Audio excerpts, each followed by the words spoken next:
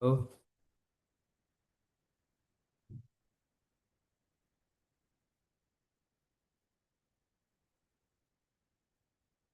Om Namo Bhagavate Vasudevaya. Om Namo Bhagavate Vasudevaya. Om Namo Bhagavate Vasudevaya. Narayana Namaskritya Naram Chaiva Narottamam Devim Saraswatim Vyasam Tadajamudhire Nashta Prayeshu Bhadreshu Nityaṁ Bhāgavata-sevayā Bhagavata-uttama Shloke Bhaktir Bhavati Nashtaki Krishnaya Vasudevaya Devaki Nandanaya Cha Nanda-gopa-kumaraya Govindaya Namo Namaha Hare Krishna Krishna Krishna Hare Hare Hare Rama Rama Rama Hare Hare. Reading from Srimad Bhagavatam, Canto 6, Chapter 7.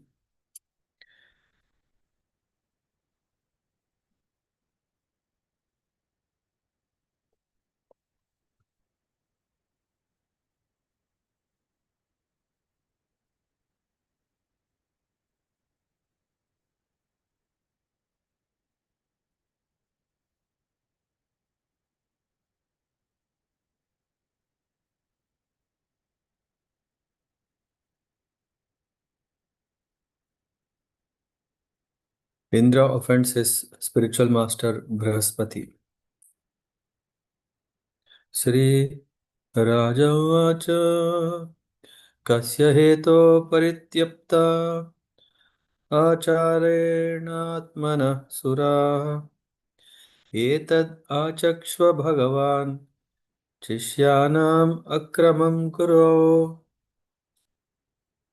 Maharaj Parikshit inquired from Shukadeva Goswami, O great sage, why did the spiritual master of demigods Brihaspati reject the demigods who were his own disciples? What offense did the demigods commit against their spiritual master? Please describe to me this incident. Shri Bhadarayana इन्द्रस्त्रिभुवनैश्वर्य मदोल्लङ्घितसप्ततः मरुद्भिर्वसुधि वसुभिरुद्रैर् आदित्यैर्ऋभुभिर्नृप विश्वे देवैश्च साध्यैश्च नासत्याभ्यां परिसृज्य सिद्धचानरगन्धर्वैर्मुनिभिर्ब्रह्मवादिभिः विद्याधराप्सरोद्भिश्च किन्नरैः पत gawk गोरगै निसेव्यमानो मघवान् स्तूयमानश्च Bharata उपगीयमानो ललितम् आस्थानाध्यासनास्त्रिता पाण्डुरेणातपत्रेण चन्द्रमण्डलचारुणा युक्तश्चान्ये पारमेश्चै चामर व्यजनादिभिः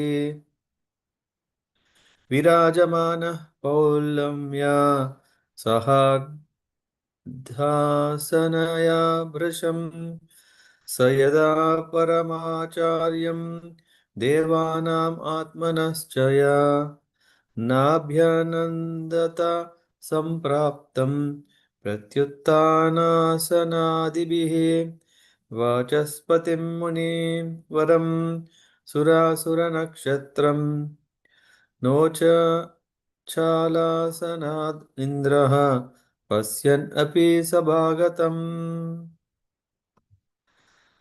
Shukadeva Goswami said, O king, once upon a time the king of heaven, Indra, being extremely proud because of his great opulence of the three worlds, transgressed the law of Vedic etiquette.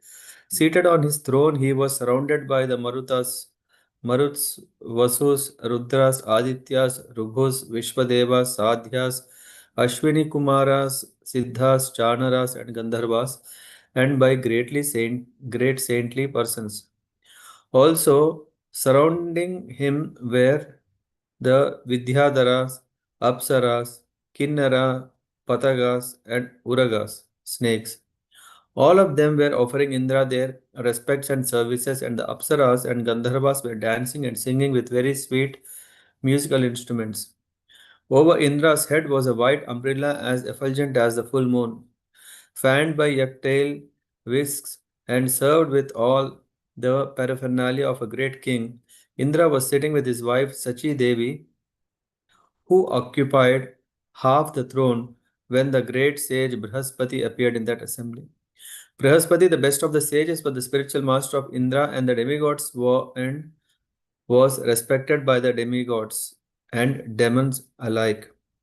Nevertheless, although Indra saw his spiritual master being before him, he did not rise from his own seat or offer a seat to his spiritual master, nor did Indra offer him a respectful welcome. Indra did nothing to show him respect. ततो निर्गत्य सहसा कविर् आङ्गिरसः प्रभुः आययो स्वगृहतूष्णीं विद्वान् Shrimad विक्रियाम्. Brihaspati knew everything that would happen in the future.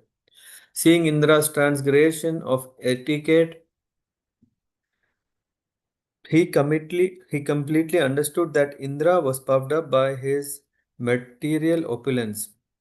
Although able to curse Indra, he did not do so. Instead, he left the assembly and in silence returned to his home. तर्येव प्रतिबुध्येन्द्रो गुरुहेळनम् आत्मनः गर्हयामास सदसि स्वयम् आत्मानम् आत्मना. Indra, the king of heaven, could immediately understand his mistake. Realizing he had disrespected his spiritual master, he condemned himself in the presence of all members of the assembly. Aho bata maya sadhu kritam vai dabhra buddhina yan may mayaishwarya mattena guru sadasi kritah. Alas, what a regrettable deed I have committed because of my lack of intelligence and my pride in my material opulences. I failed to show respect to my spiritual master when he entered this assembly, and thus I have insulted him. Ko grudyet pandito lakshmim tripistapa paterapi yayaham asuram bhavam nitodhya vibudeshwaraha. Although I am king of the demigods who are situated in the mode of goodness, I was proud of a little opulence and polluted by my false ego.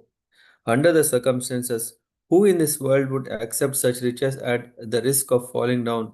Alas, I condemn my wealth and opulence. Yah parameshcham deshanam aditishtan na kanchana pratyutishthed iti bhruyur dharmam tena param viduh. If a person says, one who is situated on the exalted throne of a king should not stand up to show respect to another king or a Brahmana. It is to be understood that he does not know the superior religious principles. Tesham kupata deshranam patatam tamasihi adaha yeshraddadhyur vachaste vai majjanti asmaplava iva. Leaders who have fallen into ignorance and who mislead people by directing them to the path of destruction, as described in the previous verse, are in effect boarding a stone boat, and so too are those who blindly follow them. A stone boat would be unable to float and would sink in the water with its passengers. Similarly, those who mislead people go to hell, and their followers go with them. अताहम् अमराचार्यम् अगाधदिशनं द्विजं प्रसादयिष्ये निशतः शीर्ष्णा तच्चरणं स्मरन्. King Indra said, therefore, with great frankness and without duplicity, I shall now bow my head at the lotus feet of Brihaspati, the spiritual master of the demigods. Because he is in the mode of goodness, he is fully aware of all knowledge and is the best of the Brahmanas. Now I shall touch his lotus feet and offer my obeisances unto him to try to satisfy him. एवं चिन्तयतस्तस्य मघोनो भगवान् गृहात् बृहस्पतिर्गतो दृष्टान् गतिम् अध्यात्मं Mayaya. While Indra, the king of demigods, thought in this way and repented in his own assembly, Brihaspati, the most powerful spiritual master, understood his mind. Thus, he became invisible to Indra and left home, for Brihaspati was spiritually more powerful than King Indra. गुरोर्नादिगतः संज्ञां परीक्षन् भगवान् स्वरात् ध्यायन् धिया सुरैर्युक्ता सर्मा नालभातात्मनाम्. Although Indra searched vigorously with the assistance of the other demigods, he could not find Brihaspati. Then Indra thought, Alas, my spiritual master has become dissatisfied with me, and now I have no means of achieving good fortune. Although Indra was surrounded by demigods, he could not find peace of mind. तच्छ्रुत्वैवासुराः सर्वा आश्रित्यो सनसम्मतं देवान् प्रत्युद्यमं चक्रुर्दुर्मदा आततायिनः. Hearing of the pitiable condition of King Indra, the demons, following the instructions of their guru Sukracharya, equipped themselves with weapons and declared war against the demigods. तैर्विसृ विसृष्टेषुभिः तीक्ष्णैर्निर्भिन्नान्गुरो बाहवः ब्रह्माणं शरणं जग्महो सहेन्द्रानतकन्दराः. The demigods' heads, thighs, and arms, and other parts of their bodies were injured by the sharp arrows of the demons. The demigods, headed by Indra, saw no other course than to immediately approach Lord Brahma with bowed heads for shelter and proper instruction. तां तथाभ्यर्दितान् वीक्ष्य भगवान् आत्मभूर्अजा कृपया पराया देवा उवाच परिसान्त्वयन्. When the most powerful Lord Brahma saw the demigods coming towards him, their bodies gravely injured by the arrows of the demons, he pacified them by his great causeless mercy and spoke as follows. Shri Brahma Uvacha Aho Bata Sura Shrestha Hi Abhadram Vahkritam Mahat Brahmishtam Brahmanam Dantam Aishwaryanabhyanandata. Lord Brahma said, O best of the demigods, unfortunately, because of madness resulting from your material opulence, you failed to receive Brihaspati properly when he came to your assembly. Because he is aware of the Supreme Brahman and fully in the control of senses, he is the best of the Brahmanas. Therefore, it is very astonishing that you have acted impudently towards him. तस्यायम् अनयस्यासीत् परेभ्यो वः पराभवः प्रक्ष प्रक्षिणेभ्यः स्ववैरिभ्यः समृद्धानां च यत्सुरा. Because of your misbehavior toward Brihaspati, you have been defeated by the demons. My dear demigods, since the demons were weak, having been defeated by you several times, how else could you, who were so advanced in opulence, be defeated by them? Bhagavan Dvishatah Pasya Prakshi Prakshinan Gurva Atikramat Sampratya Upachitan Bhuya Kavyan Aradhya Bhaktitah Adidhiran Nilayanam Mamapi Bhrugudevataha. O Indra, your enemies, the demons, were extremely weak because of their disrespect towards Sukracharya. But since they have now worshipped Sukracharya with great devotion, they have again become powerful.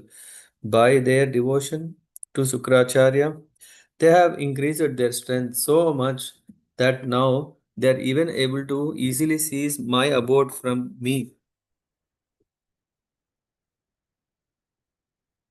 त्रिपिष्टप त्रिपिष्टपं किं गणयन्ति अभेद्या मन्त्रा भृगूनाम् अनुशिक्षितार्थान् न विप्रगोविन्दागाव ईश्वराणां भवन्त्यभद्राणि नरेश्वराणाम्. Because of their firm determination to follow the instructions of Sukracharya, his disciples, the demons, are now unconcerned about the demigods. In fact, kings or others who have determined faith in the mercy of Brahmanas, cows, and the supreme personality of Godhead, Krishna, and who always worship these three are always strong in their possession. Tad Vishwarupam bhajatasu vipram tapasvinam twastram अथ आत्मवन्तं सभाजितोऽर्थान् स विभास्यते वो यदि क्षमिष्यध्वम् उतास्य कर्म. O demigods, I instruct you to approach Vishwarupa, the son of Tvashta, and accept him as your guru. He is a pure and very powerful Brahmana, undergoing austerity and penances. Pleased by your worship, he will fulfill your desires provided that you tolerate his being inclined to the side with the demons. Shri Sukha Uvacha Ta evam udita rajan brahmana vigatajvara Rishim Twastram Upavrijya Parisvajyedam Abhruvan. Sri Shukadeva Goswami continued. Thus advised by Lord Brahma and relieved of their anxiety, all the demigods went to the sage Vishwarupa, the son of Tvashta. My dear king, they embraced him and spoke as follows.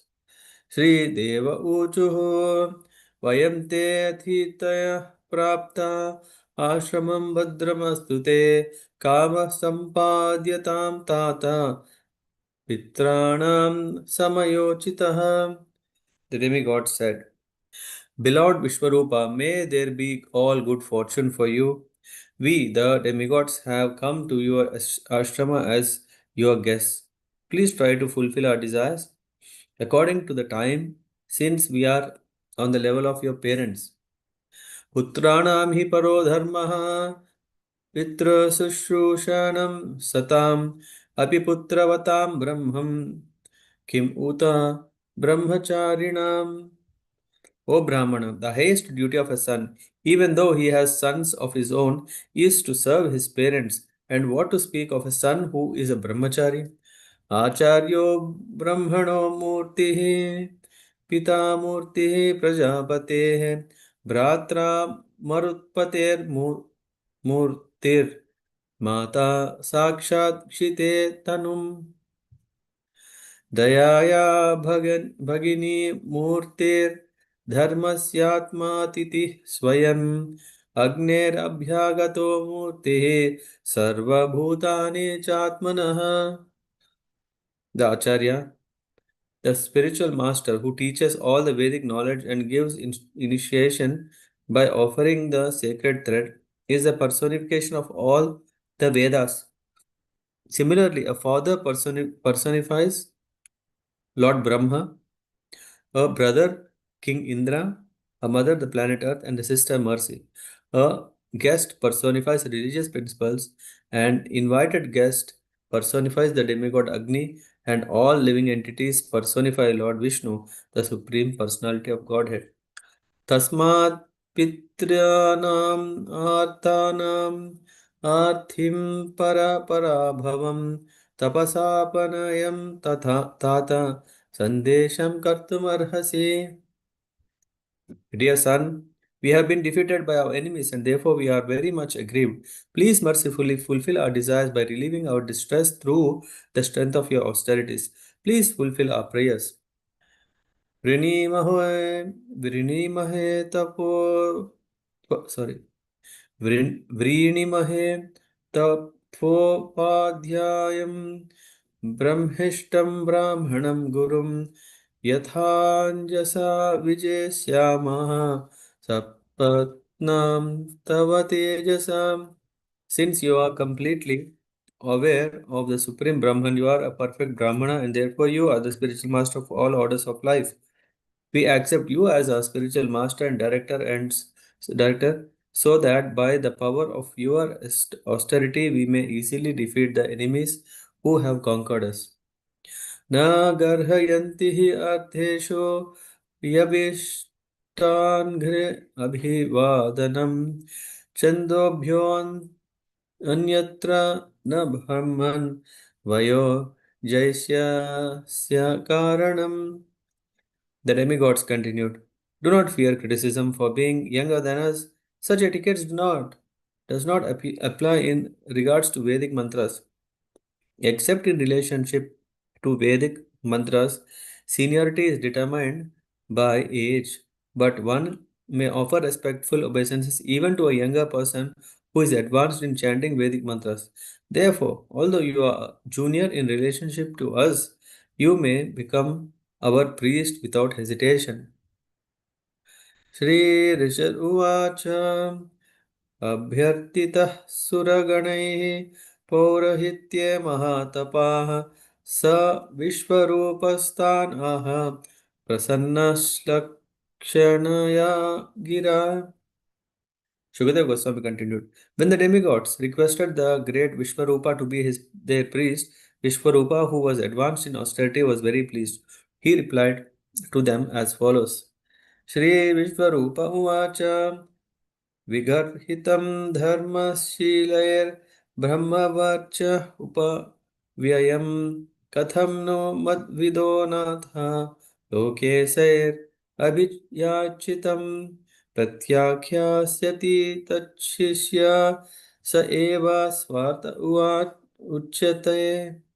Sri Vishwarupa said, O demigods, although the acceptance of priesthood is decreed as causing the loss of previous acquired Brahmanical power, how can someone like me refuse to accept your personal request? You are all exalted commanders of the entire universe. I am your disciple and must take many lessons from you. Therefore, I cannot refuse you. I must agree for my own benefit. अकिञ्चनानां हि धनं सिलुञ्चनं तेनेह निर्वर्तितः साधु सत्क्रिया कथं विगर्ह्यं नु करोमि अधीश्वरा पौरोधसं हृष्यति येन दुर्मतिः. O exalted governors of various planets, the true Brahmana who has no material possessions maintains himself by the profession of accepting Silochana. In other words, he picks up grains left in the field and on the ground in the wholesale marketplace. By this means, householder Brahmana who actually abide by the principles of austerity and penance, maintain themselves and their families, and perform all necessary pious activities. A Brahmana who desires to achieve happiness by gaining wealth through professional priesthood must certainly have a very low mind. How shall I accept such priesthood? तथापि न प्रतिब्रूया गुरुभिः प्रार्थितं कियत् भवतां पार् भगवतां प्रार्थितं सर्वं प्राणैरर्थैश्च साधये. All of you are my superiors. Therefore, although accepting priesthood is sometimes reproachable, I cannot refuse even a small request from you. I agree to be your priest. I shall fulfill your request by dedicating my life and possessions. श्रीबादरायणवाच तेभ्य एवं प्रतिश्रुत्य विश्वरूपो महातपः पौरोहित्यं भृत्यश्चक्रे परमेण समाधिना. Sri Sukadeva Goswami continued, O king, after making this promise to the demigods, the exalted Vishwarupa surrounded by the demigods, performed the necessary priestly activities with great enthusiasm and attention. Suradvisham Shriyam Guptam औसनस्यापि विद्यया आचिद्यानान् आचिद्यादान् महेन्द्राय वैष्णवा वैष्णव्या विद्यया विभुः. The opulence of the demons, who are generally known as the enemies of the demigods, was protected by the talents and tactics of Sukracharya. But Vishwarupa, who was most powerful, composed a protective prayer known as Narayana Kavacha. By this intelligent mantra, he took away the opulence of the demons and gave it to Mahendra, the king of heaven. यया गुप्ता सहस्राक्षो जिघ्नेसुर चमुर्विभुः तां प्राह स महेन्द्राय विश्वरूप उदारधीः. Vishwarupa, who was most liberal, spoke to King Indra Sahasraksha, the secret hymn that protected Indra and conquered the military power of demigod of the demons. Here ends this chapter 7 from the 6th canto, entitled Indra offends his spiritual master Brahaspati. Hare Krishna.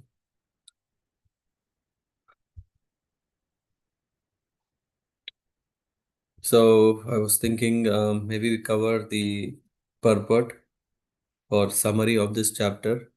It has two parts, mainly the disobedience or disrespect of Indra towards his spiritual master Brahaspati, what happened, and after that, what did Lord Brahma advise and or actually instruct Indra to do, and accept Vishwarupa, uh, who is son of Tveshta, um, who is a Brahmana, yeah, definitely, but he also has this propensity to offer the results of the yajna to demons. Okay. Okay, then yeah, we will see tomorrow and go through the purports. Thank you very much. Jai Vanchakalpatarabhyascha Kripa Sindhubhya Vacha Patitanam Pavanebhyo Vaishnavebhyo Namo Namaha. Nandaraj Srimad Bhagavatam Ki Jai Shri Prabhupada Ki Jai. Jai Gaura Premanand. Hare Krishna.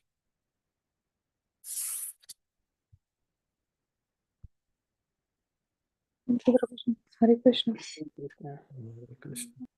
Hare Krishna.